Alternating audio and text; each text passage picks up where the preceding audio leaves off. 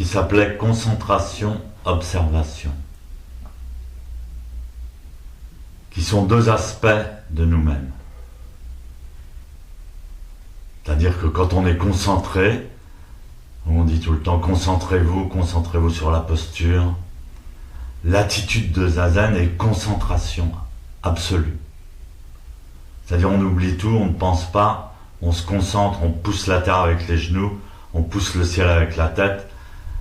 C'est vraiment très intense. Alors que l'observateur, l'observation,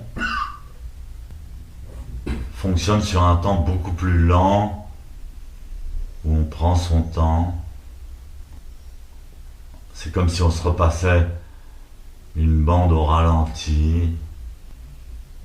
Donc la spécificité du Zazen, c'est que le concentré et l'observateur sont très intimes l'un avec l'autre. Ils le sont toujours, puisqu'il y a des lois physiques qui parlent de l'intrication des particules.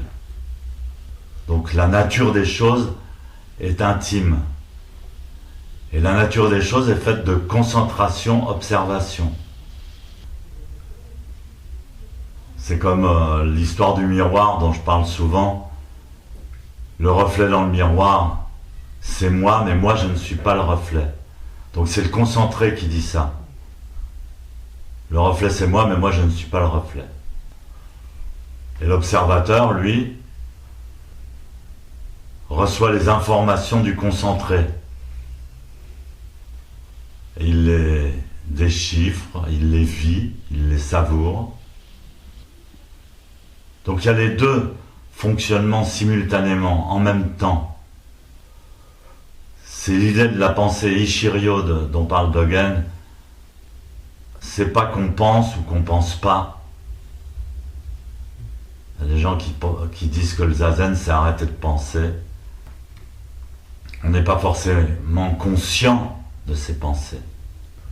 Par exemple, dans la vie quotidienne, quand on se concentre sur un travail, on est très très très concentré, on ne voit pas tout ce qui se passe autour, on ne le regarde pas, on est concentré. Mais ça existe quand même. Et même quand on est concentré, des informations continuent à nous parvenir, inconsciemment.